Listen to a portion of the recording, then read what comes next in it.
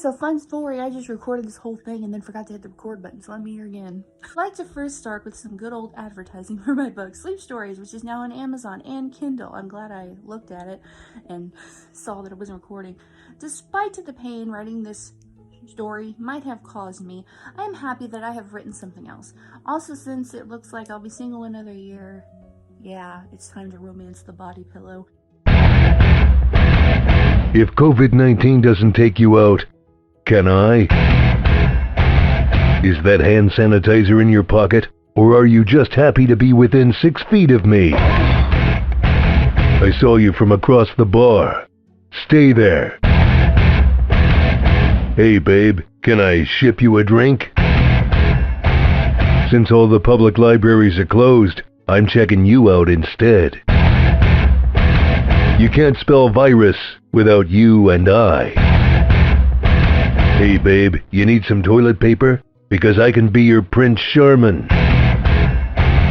Without you, my life is as empty as a supermarket shelf. And I also had my birthday this month, my 23rd birthday now, and I had a Harry Potter themed birthday because I really can only enjoy parties if they're themed or have a holiday attached to them or something, and I don't know why.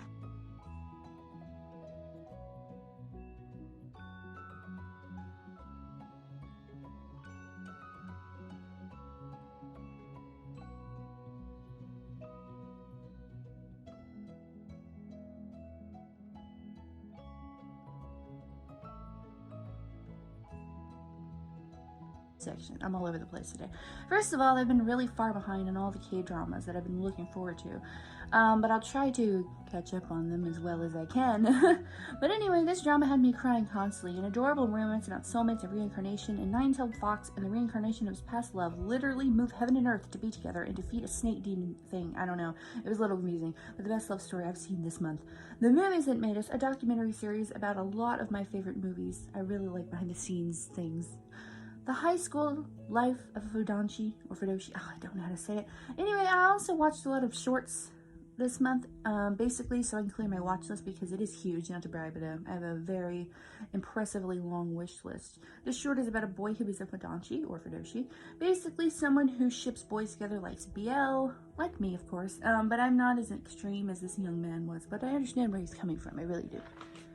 Gravitation. Now, okay, let me explain. This show is amazing, but not for the story itself. It's a yaoi technically, but the story is whatever. But the English dub is hilarious because of the pure cringe. I completely could ignore the romance and the story and everything, and because I wasn't invested in it at all because of the cheesiness of the dub and strangely animated scenes, it made me literally wheeze for like the 5 hours or so I spent watching it. It's funny, it's hilarious. Peace. Oh god! Oh my god, the dubbing! A group called Bad Luck. Bad luck, that's what that freaking dubbing should be called. But I'm not involved. Oh, it's horrible. Mr. Sakano is their manager. I see. How are they? I don't know. We'll find out at the clubhouse. What the freak is this? It keeps showing up. They didn't want to animate? Like, what the freak? What is this?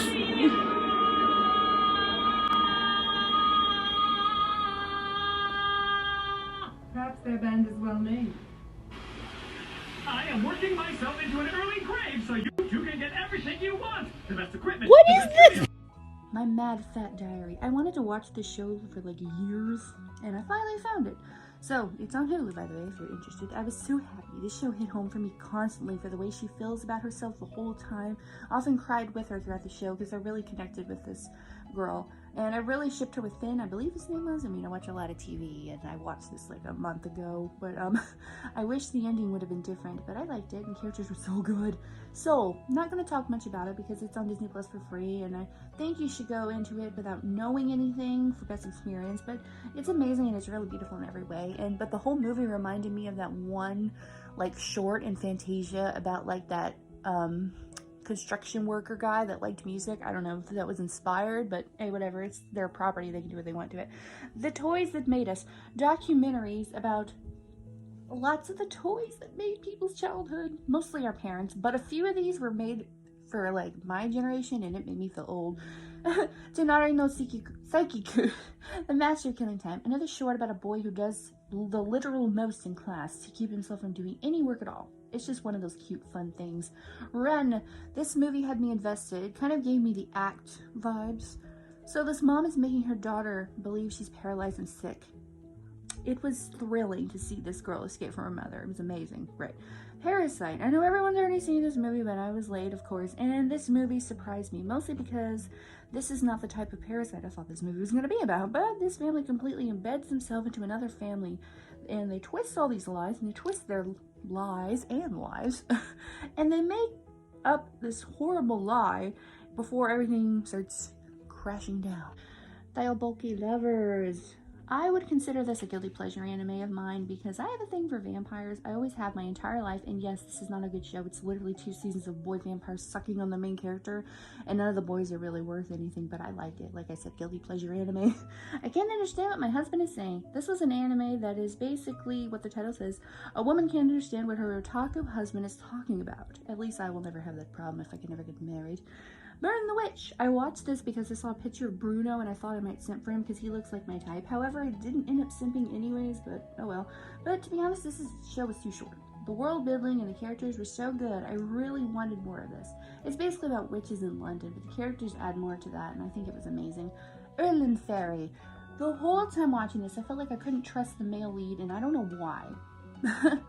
But I always thought he was on something. But the story follows this fairy doctor who can talk to fairies and see them and stuff, and something about like a fairy prince and a sword. I don't know, I watched it literally a month ago. Love, Simon. A cute, well, I couldn't say cute. The romance is pretty low in this, but the message in the story was really adorable. Simon is in the closet, and this is the story of him coming out and finding love. Trinity Blood. Once again, my favorites are vampires.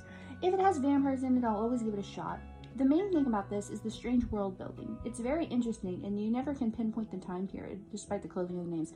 The story follows Father Nightroad, a Crucidnik, which is a vampire that drinks vampire blood, and this show has very little to do with vampires, despite being a vampire show. If you watch it, you know what I mean. Sightless. A girl woke up blind from an attack, so she goes into what she thinks is an apartment with a man to help her change her way of living so that she can learn how to live with her blindness now. You later find out that this man was just tricking her while keeping her captive. It was very thrilling, very freaking creepy. And you thought there was never a girl online. This was a cute anime. I got jealous when I see people living out my dream.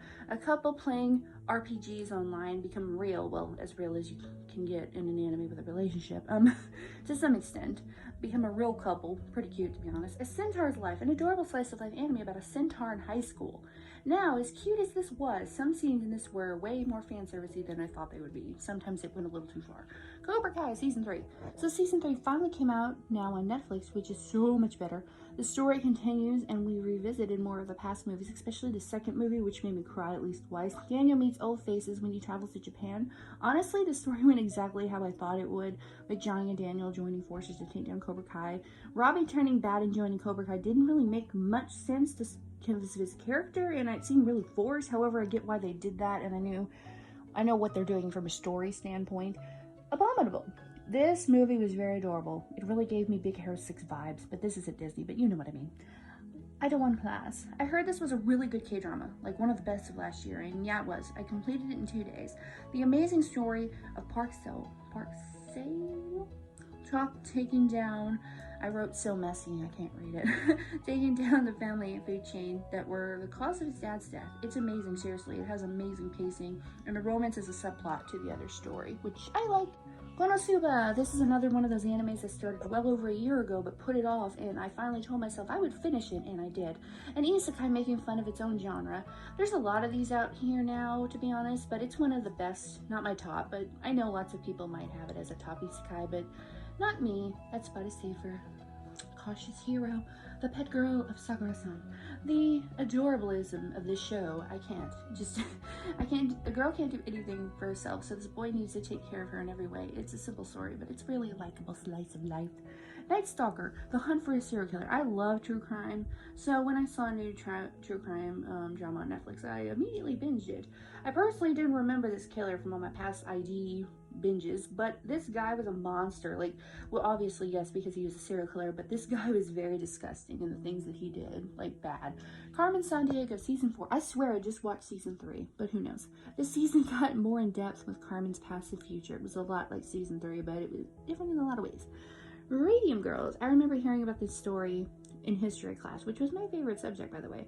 The girls and the Radium Girls with the coded watches. It was just as heartbreaking as I thought it would be, but a very interesting watch. And Monster Calls. An interesting story about a boy trying to deal with his mom's illness. He begins to learn life lessons through a tree monster telling him tales, but it's not as nice as it sounds. Like, it's a little darker than I thought it would be, to be honest. Recovery of a MMO junkie. A show I was recommended by my friend Joey. All about a cute relationship between MMO obsessive tacos. Once again, seeing people live out my dream. It's Neverland. So a new anime season has started once again, and I saw season 2 was starting. So I was like, I'm finally gonna watch The Promised Neverland so I could be up to date on the show. The show about kids getting eaten by demons. Yeah. When Norman left, I did cry though. Skate the Infinity.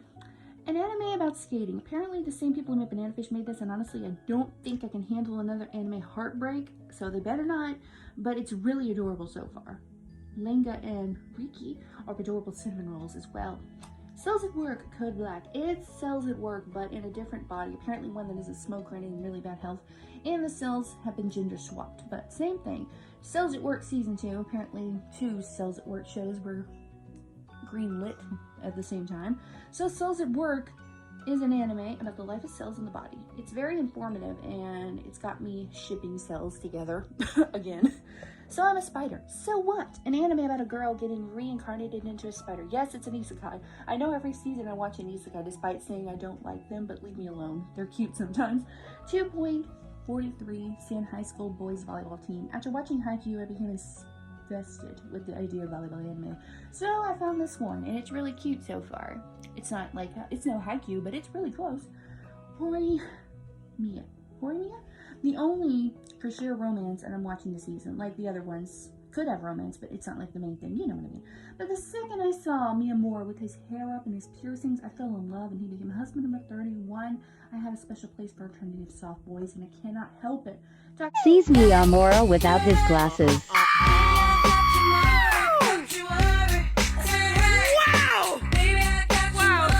Stone War season 2. At the moment, there are only 2 seasons. There are only 2 episodes of this show out at the moment, so I'm very excited about it because I love science, and Cynthia is also one of my husbands, but I really love science. Wonder Egg Priority. This is an anime I would have most likely looked over because of its cute looking poster, but a girl on TikTok recommended it, and I was like, yeah, sure, let's try it. Looks good, and yes, it is.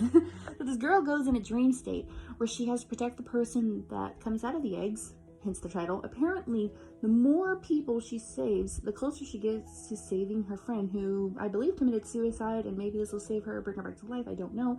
The show's still very new at this point, so you never know. Also, when she's in the real world, apparently, her wounds from her dream become real, which sucks. Attack on Titan Season 4. Yes, I just talked about the last month, and I will continue to talk about it every month until Season 4 is completed, which is something I usually don't do, but this is a special show, so shh. Levi finally made his appearance, and I lost my mind. Oh.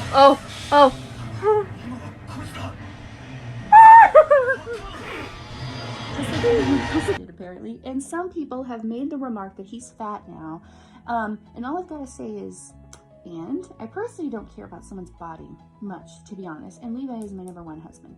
So is his fake fictional wife. Let me say, all I see is good things. I see chubby cheeks to squeeze on his face, and he's got thick thighs now, which is more to squeeze and more to lay on. So all I see is improvements. I don't understand the problem. The mess section, X-Men anime. So last month I watched the Wolverine anime, which was barely made into the S section for lack of story. However, this one had even less story and less action, and the Wolverines different in both animes, which bothers me. I don't know why it does, but it doesn't make sense, and I don't really care enough to talk about it anymore. So I was watching this because I heard it was really dark and I wanted to see, and yeah, it is really dark. Honestly, wasn't that interested in anything until the Buddha stuff started happening, but it did actually creep me out a lot. Oh yes, I would like to, explain why anime is not for kids. I'm tired of my family saying it's for children. Would you let your kids watch this? But that's just me.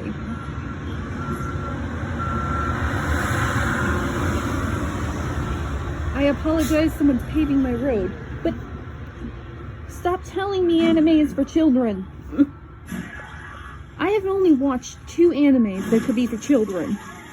So stop telling me this.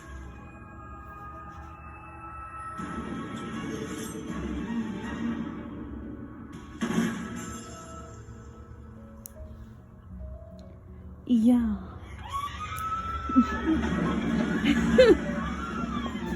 They were too calm, to be honest.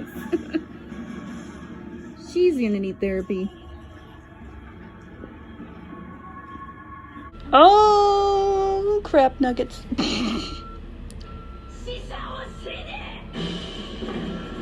Oh, yeah. Oh. Oh no, look. He can't go on, he got cut with the little bitty blade. Oh, I swear I've played this horror game before.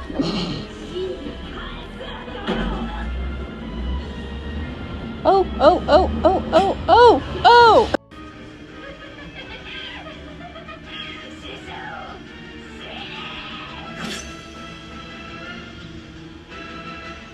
Oh, oh, there she goes. Oh! Yeah. I think you're dead. Oh, God. That was brutal.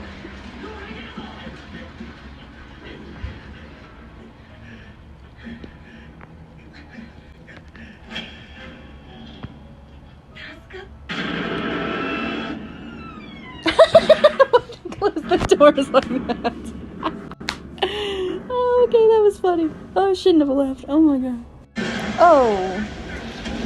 Oh, Grandma, stop. No. Then kick her or punch her in the face or something. You're allowed to be violent if it's your life on the line. I'd say so. Good God, what the freak else can happen?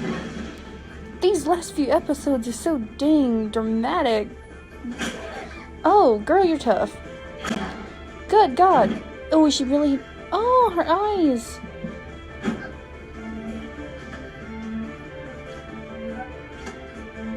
Oh, no.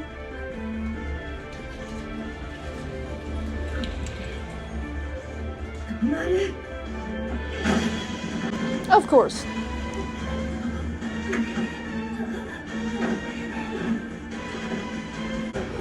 Oh no, aye.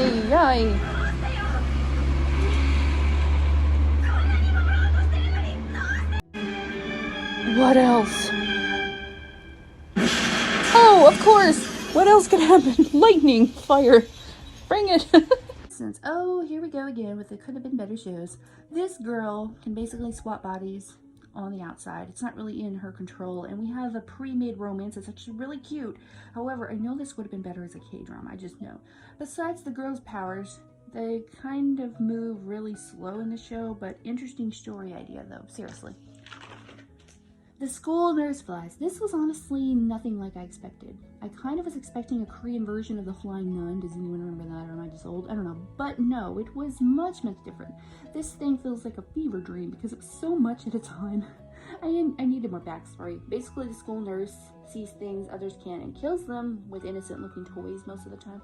The boy is a professional wizard. The art style of this was the absolute best, but in this land, wizards and magic users exist and everyone knows about it. 2 men meet at a bar and start dating. One of them is a wizard, and after he loses magic and goes into a depression, it gets really dark real fast. But at the end, love wins, so that's cool. The no section. We can be heroes. So this thing was made, and I almost overlooked it. I'll take the nostalgia glasses off for a second. This movie is made for kids, okay, fine, but that doesn't excuse strip stealing from other movies. They copied lots of things in this movie.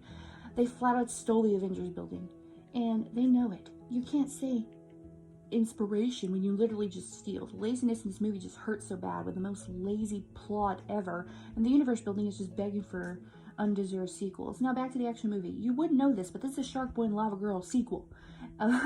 That's at least how it's advertised. But Shark Boy has no lines and they barely are on screen for more than 6 minutes. And constantly, the rules of the other movie things don't make sense that are in this movie. It's like they don't go together. Also, somehow the effects look better in 2005 than they do in 2020. I'd say maybe a creative choice, but for nostalgia, but I'm pretty sure it was just to save money. I am not saying that Shark Boy and Lava Girl was an inspired masterpiece for the time or anything, but the movie had heart and it knew what it was. It didn't try too hard. It didn't try to be Avengers. It knew it wasn't Avengers. A cute movie. A cute kids movie about friendship. That's all it was. The plot was simple and fun, and the movie knew what it was and what it wasn't. We Can Be Heroes just tried to ride coattails of other successful movies because if it was really about the story, all of the characters from the first movie would have been in this film. Now, if I had to say something I enjoyed, it was the kids' powers. They were all really creative to me, so that was 1 gold star, but that's all you get. Don't watch this movie if you want a Shark Boy and Lava Girl sequel, because that's not what this is. Once again, this is all my opinion. It doesn't matter, and thank you for the Otaku Dudes I have gained in the last month. I'm very thankful. Once again, if you have recommendations for movie, shows, or games, or anything, leave them in the comments. Even manga, shoot, do it. And I will try to do them. And a reminder, Sleep Stories is in the Amazon store and the Kindle store. Otaku Dudes need an outro, but I don't really know one, and I haven't found one yet, and I'm kind of bad at that, so goodbye.